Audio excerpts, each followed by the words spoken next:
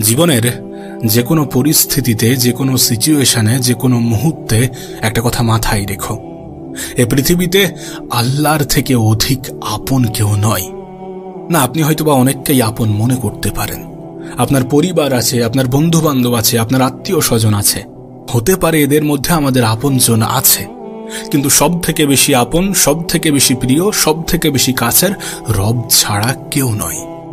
আসলে প্রকৃত অর্থে একটা জিনিস হয়তোবা আমাদের মানতে খারাপ লাগবে, কিন্তু বাস্তবতা এটাই যে আপনি যাদেরকে আপন মনে করেন, আপনার মৃত্যুর পরে আপনাকে ভুলতে এদের খুব একটা বেশি সময় লাগবে না। মানুষ মৃত ব্যক্তিকে খুব দ্রুত ভুলে যায়। আপনার পরিবার খুব আপন না, অবশ্যই তারা আপন, কিন্তু কতটা এটা তখনই আপনি বুঝতে পারবেন যখন আপনার বয়সটা বৃদ্ধি পাবে, কিন্তু আপনি বাড়িতে বেকারভাবে থাকবেন। আপনি কোনো কাজ করবেন না, আপনি কিছুই করবেন না, কিছুই পাবেন না, কিছু করতে পারছেন না। সেই পরিস্থিতিতে আপনি বুঝতে পারবেন আপনার পরিবারের মানুষজন আপনার কতটা আপন। ঠিক আছে, তারা আপন, কিন্তু তারা কি সব থেকে বেশি আপন? যদি সব থেকে বেশি আপন হয়, তাহলে আপনি চেষ্টা করছেন, তারা দেখছে, তারপরেও তারা সবকিছু জেনে শুনে কিভাবে আপনাকে অপমান করতে পারে। আর যারা পিতা মাতা, তারা যদি মনে করে যে আমাদের সন্তানরাই আমাদের সব থেকে বেশি আপন, তাহলে তারা হয়তোবা এই সমাজের দিকে তাকাচ্ছেন না। সমাজের পরিস্থিতি, বর্তমান সমাজের পরিস্থিতির দিকে তারা হয়তোবা তাকাচ্ছেন না। যদি তাকান, তাহলে দেখতে পাবেন যে সন্তানরা কতটা আপন। এই সমাজের এতটা বৃদ্ধাশ্রম পরিচয় দেয় সন্তানরা বাবা মায়ের কতটা আপন। আমি বলছি না যে তারা আপন নয়, যেহেতু আল্লাহ আপনার সাথে তার একটা সম্পর্ক গড়ে দিয়েছে, তাদের একটা সম্পর্ক গড়ে দিয়েছে, তারা আপনার আপন, অবশ্যই আপন। কিন্তু সব থেকে বেশি আপন, সব থেকে বেশি প্রিয়, সব থেকে বেশি কাছের যদি কাউকে বোঝাতে হয়, তাহলে সেটা রব ছাড়া এই পৃথিবীতে আর কেউ নয়। নিঃসন্দেহে আল্লাহর থেকে অধিক কেউ আমাদেরকে ভালোবাসে না। যে সন্তান আমাদের আপন মনে হয়, সেই সন্তান আমাদের সাথে দুর্ব্যবহার করে। যে বাবা মা আমাদের আপন মনে হয়, সেই বাবা মা যখন আমরা বেকার থাকি তখন আমাদের সাথে দুর্ব্যবহার করে। যে আত্মীয় স্বজন আমাদের আপন মনে হয়, তারা আমাদের অনুপস্থিতিতে আমাদেরকে নিয়ে সমালোচনা করে। আর যদি বিষয়টা এমনই হয়ে থাকে, তাহলে কিভাবে তারা আমাদের সব থেকে বেশি আপন হতে পারে? বিশ্বাস করুন, যত বেশি দিন যাবে, যত বেশি খারাপ সময় আসতে থাকবে, যত বেশি কঠিন সময়ের মুখোমুখি হবেন, ততই আপনি উপলব্ধি করবেন, ততই আপনি অনুভব করবেন যে পৃথিবীতে রবের থেকে অধিক আপন কেউ নয়।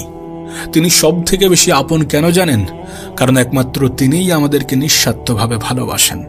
আপনি একবার ভেবে দেখুন, আমরা যদি তাকে স্মরণ না করি, তার কোনো যায় আসবে? আমরা যদি তার কাছে ক্ষমা না চাই, তার কোনো যায় আসবে? আমরা যদি তার কোনো প্রশংসা না করি, তার কোনো যায় আসবে? তার কোনো ক্ষতি হবে? কোনোই ক্ষতি হবে না। আমরা এই পৃথিবীতে এত অপরাধ করছি, এত খারাপ কাজ করছি, তারপরেও আমাদের সামান্য একটুখানি ক্ষমা চাওয়াই তিনি আমাদেরকে ক্ষমা করে দিচ্ছেন। এগুলো কি প্রমাণ দেয় না? এগুলো কি আপনার কাছে প্রমাণ মনে হয় না? এ পৃথিবীতে যখন কোনো মানুষের কাছ থেকে আপনি আশা করবেন, তখনই আপনি হতাশ হবেন, তখনই আপনি মন খারাপ করবেন, তখনই আপনি কষ্ট পাবেন।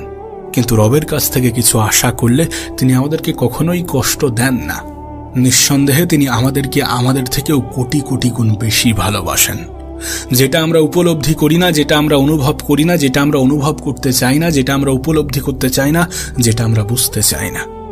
আসলে আমাদেরও একটা বাজে অভ্যাস আছে। আমরা কোনো কিছু পেয়ে গেলে সেটাকে নিজের যোগ্যতা মনে করি, আবার জীবন থেকে কোনো কিছু হারিয়ে গেলে সেটার জন্য রবকে কতবার না দোষারোপ করি, কতই না বলি যে আমার সাথে কেন এমনটা করেন। আরে যদি এমনটা না করা হয়, তাহলে তুমি তো স্মরণ করবে না। যদি এমনটা না করা হয়, তাহলে তুমি তো মনে রাখবে না। বিশ্বাস করুন, আপনি একবার রবের উপরে ভরসা করে দেখুন, তিনি যেমন আপনাকে আপন ভাবেন, আপনিও একবার আপন ভেবে দেখুন, আপনার জীবনটা পাল্টে যাবে, আপনার জীবনটা বদলে যাবে। এমনটা তো নয় যে আমাদের কাছে কোনো গাইডলাইন নেই, এমনটা তো নয় যে আমাদের কাছে কোনো দৃষ্টান্ত নেই, এমনটা তো নয় যে আমাদের কাছে কোনো এক্সাম্পল নেই। সব কিছুই আছে, সব কিছুই আছে। শুধু আমাদেরকে পালন করতে হবে, আমাদেরকে স্মরণ করতে হবে, আমাদেরকে নিজের জীবনে অ্যাপ্লাই করতে হবে। রব আপনাকে বলেন যে তোমার রব তোমাকে ছেড়ে দেয়নি, শীঘ্রই তিনি তোমাকে এমন কিছু দেবেন যে তুমি খুশি হয়ে যাবে। আল্লাহ কি তোমাকে এতিম রূপে পাননি? এরপরে আল্লাহ কি তোমাকে প্রতিপালন করেননি? আল্লাহ কি তোমাকে পথভ্রষ্ট পাননি? এরপর আল্লাহ কি তোমাকে হেদায়েত দেননি? রব নবীকে এই কথাগুলো বলেন। তাই আমার আপনার এতিমদের প্রতি কঠোর হওয়া উচিত নয়। কেউ চাইলে তাকে খালি হাতে ফিরিয়ে দেওয়া উচিত নয়। রবের সমস্ত নিয়ামতগুলো মানুষের কাছে বর্ণনা করা উচিত। যদি আমরা কোনো কঠিন বিপদের মুখোমুখি হই তাহলে সেটা থেকে উদ্ধার করবেন রবি। যদি আমরা কোনো কঠিন সময়ের মুখোমুখি হই তাহলে সেটা থেকে উদ্ধার করবেন রবি। যদি আমরা কোনো খারাপ কিছুর মুখোমুখি হই তাহলে সেটা থেকে উদ্ধার করবেন রবি। এই সমস্ত বিশ্বাসগুলো মনের মধ্যে বজায় রাখতে হবে। এই সকল বিশ্বাসগুলো অন্তরে ধারণ করতে হবে। একবার ভেবে দেখুন, যেই ভালোবাসা একতরফা, সেই ভালোবাসা যদি দুই তরফা হয় তাহলে ভালোবাসা কতটা গভীর হবে। আমাদের কর্মকাণ্ড, আমাদের আচরণ, আমাদের ব্যবহার তো এটাই প্রমাণ দেয় যে এই ভালোবাসা একতরফা। যদি আমরাও ভালো কিছু করতে শুরু করি, যদি আমরাও খারাপ জিনিসগুলোকে ছেড়ে দিই, যদি আমরাও ভালো পথে আসতে শুরু করি, যদি আমরাও রবের প্রতি পজিটিভ ধারণা রাখি, তাহলেই তো ভালোবাসা দুই তরফা হবে। আর যখন দুই তরফা ভালোবাসা হবে তখন বেশি বেশি সাহায্য আসতে শুরু করবে। এ পৃথিবীতে মানুষ তো সুখে থাকতেই চাই। বিশ্বাস করুন, যখন ভালোবাসা দুই তরফা হবে তখন আপনি ভালো থাকতে শুরু করবেন, তখন আপনার জীবনটা সুন্দর হতে শুরু করবে, তখন এই পৃথিবী সম্বন্ধে আপনার ধারণাগুলো পাল্টে যেতে শুরু করবে। আপনি সবকিছুর মধ্যে একটা পজিটিভিটি খুঁজে পাবেন। দেখুন, আমাদের কাছে সমস্ত রকম স্বাধীনতা আছে, তার মানে এমনটা নয় যে আমরা খারাপটাকে বেছে নেব। আমাদের কাছে সমস্ত রকম স্বাধীনতা আছে, তার মানে এমনটা নয় যে আমরা খারাপের প্রতি আকৃষ্ট হব। বিশ্বাস করুন, আল্লাহ পাক চান না যে আমরা জাহান্নামে যাই। আল্লাহ পাক এটাও চান না যে ইবলিসও জাহান্নামে যাক। যদি এমনটা না হতো তাহলে আমার আপনার এত বড় বড় অপরাধ, আমাদের এত বড় বড় অপরাধ সামান্য ক্ষমা চাওয়ায় তিনি কিভাবে ক্ষমা করতেন? তিনি কেন ক্ষমা করতেন? ধরেন কোনো একজন ব্যক্তি মরুভূমিতে আছে, তার উট হারিয়ে ফেলেছে। এখন উট সমস্ত রাস্তা চেনে, উটেরা মরুভূমিতে রাস্তা চেনে। কিন্তু কোনো ব্যক্তি যদি মরুভূমিতে একা থাকে তাহলে সে দিশেহারা হয়ে যাবে। সে বুঝতে পারবে না কোন দিকে যাওয়া উচিত, কোন দিকে যাওয়া উচিত নয়। সে পাগলের মতো ঘুরতে থাকবে এবং সেখানেই তার মৃত্যু হবে। এখন সেই ব্যক্তি জানে যে আমার মৃত্যু নিশ্চিত, আমি মারা যাব।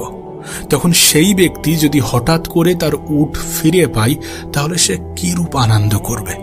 সে এতটা আনন্দে আত্মহারা যে আনন্দে বলছে, আল্লাহ, আমি আপনার রব, আপনি আমার বান্দা। মানে এতটা আনন্দ পেয়েছে, তার মাথায় কোনো কাজ করছে না। এ পৃথিবীতে যখন কোনো মানুষ দীর্ঘদিন ধরে খারাপ কাজের সাথে যুক্ত হয়, দীর্ঘদিন ধরে রবকে ভুলে থাকে, তারপর হঠাৎ করে যখন কোনো একদিন রবকে স্মরণ করে, তানার শরণাপন্ন হন, তানার কাছে তওবা করেন, তখন তিনি অনেক অনেক বেশি খুশি হন।